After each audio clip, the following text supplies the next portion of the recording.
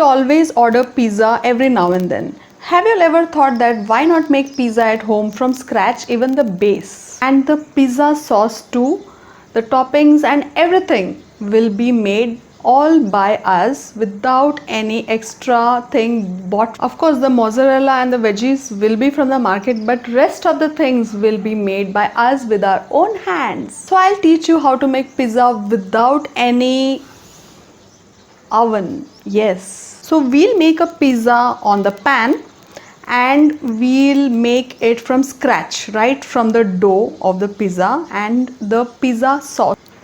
So let's go and make our pizza from scratch with the pizza sauce too and learn how to make it, because I know you all love pizza. We'll require lukewarm water. So I have half a bowl of lukewarm water over here. So to this I will add 2 teaspoons of sugar, and I have some active dry yeast over here. So this is instant dry yeast. So I'll put around 4 teaspoons of dry yeast into this and I'll give it a mix. So always remember, the water should be lukewarm and not very hot. It shouldn't be hot because the yeast will not form very well, the bubbles will not form very well. So we need only lukewarm water and not very hot, neither too cold water. It should be lukewarm. We'll just leave it like this and keep it covered. We'll keep it on a corner and let the yeast activate and cover it like this. In the meantime, as the yeast is getting activated, we'll add 2 cups of all-purpose flour into our bowl. So using all-purpose flour is only the best idea for this instead of using any other flour. So this gives a very good texture. The fluffiness comes because of the all-purpose flour. So we'll make a hole in between, and into this we'll add 1 teaspoon of salt and 1 teaspoon of sugar. We have some oregano over here, so I'll just put 1 small teaspoon of oregano into my flour. Now take a look, my yeast has got totally activated. It has become really very mushy and bubbly. So this is what we should be looking for. Now we can add all of this into our dough and we'll mix it gently like this. Now we have a cup of warm water over here, so we'll keep adding warm water, and now we'll use our hands and we'll start making a dough. Little by little we'll keep adding water. So take a look, the dough is very sticky like this, but at the same time it's not sticking to the bowl.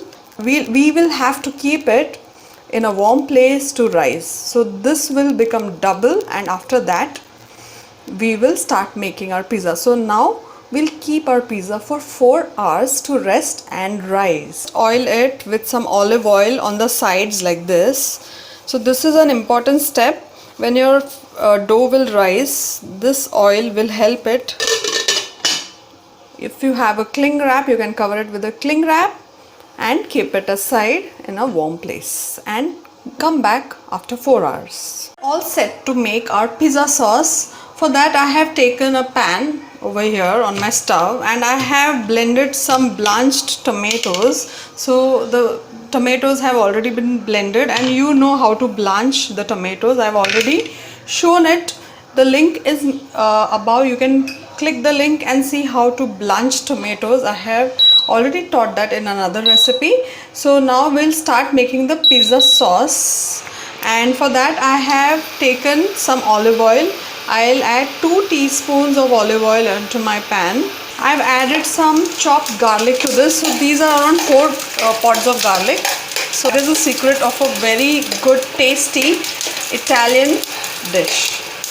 So once it is done, we'll add all our tomato puree which we just prepared. So as our tomato puree is going on simmering on the stove, we will add some tomato paste. So this is a ready-made tomato paste which is available in the market. So you can always buy this from the market, from the grocery shop. and this gives a real good taste to the pizza sauce. And now to this I will add some oregano. So I'll add 2 teaspoons of oregano to this. I'll add 1 teaspoon of sugar to this. I'll add some chili flakes. So as much as spicy you require, you can add that much chili flake. And I'll add 1 teaspoon of salt. So all of this I'll mix together very well. So our pizza sauce is ready, and we'll start making our pizza dough, which we had kept for 4 hours to rise. Now let's start doing that.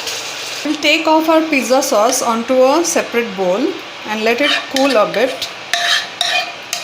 So isn't it looking rich and beautiful? So you remember in the afternoon how our dough was? It was so less. Now look at this. The dough has risen this much and it has become so much. So we'll put all of this. So we'll just wet our hands. So I have already dusted this tray over here, and I'll be kneading my dough over there. So I have wet my hands and I will remove all of this and I'll start kneading my dough. If you are watching this video and have not subscribed to me, please subscribe immediately. So we are kneading our dough and we have come to this form now. So what we'll do is we'll stretch our dough as much as possible like this. So we have to stretch it 8 times like this. You can even do it on your countertop too. But I'm using this tray. The air has to be trapped inside so that more bubbles are formed and the crust becomes super crunchy, and it should be like, just like how we have in the restaurants. So that is why we have to keep doing this for a few times, and then our crust becomes really amazing. So once, see, now the dough has really become really amazingly soft. Can you see this? So we'll just fold it like this, like a book. So we'll just pat it off like this and fold it like a book. So do this 6 times so that all the air is trapped within and a lot of bubbles are formed in the crust. So this shows that your dough has really formed very well and the yeast has activated really well in your dough. This has really come into a beautiful dough, and this is your pizza dough, the conclusion of the pizza dough. So let us now start rolling out pizzas out of this. So first of all, I'll divide it. Now what I have done is I will divide my dough into 4 equal parts. So these are 2, and I'll take a smaller part like this, and one will be a bigger part. So since I am making a cheese burst pizza, one part will be really small and the other part will be a little bigger.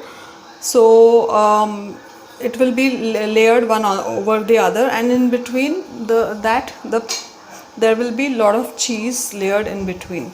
So I'll keep all of this aside and I'll start working on this part, and with my hands I'll start making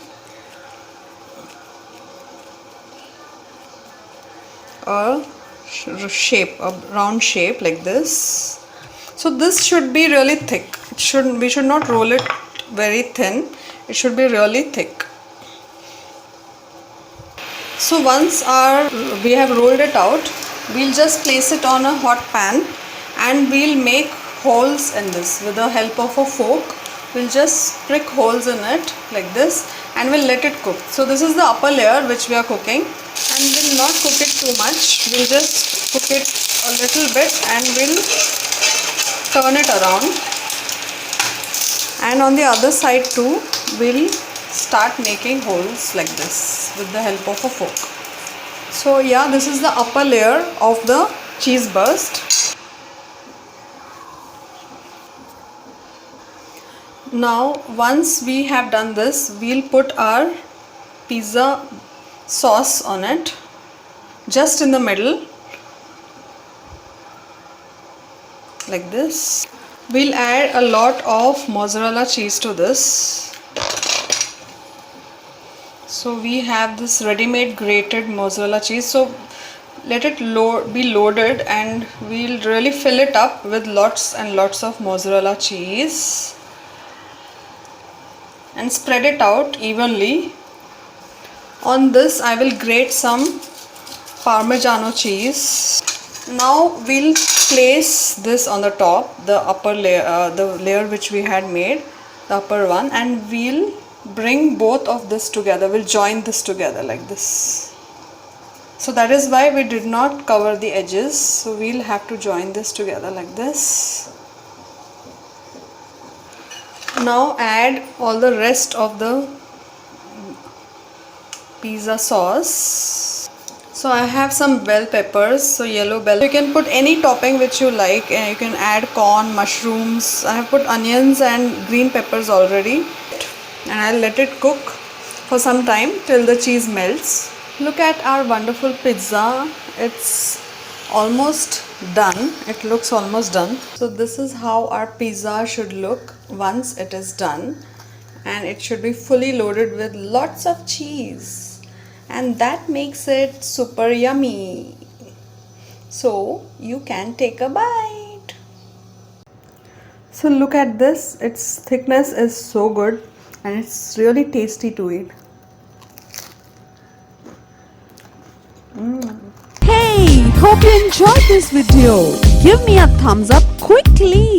Subscribe to my channel and stay connected. Share with your family and friends. Let me know what you think in the comment section below. Until next time, keep it simple, Simply City.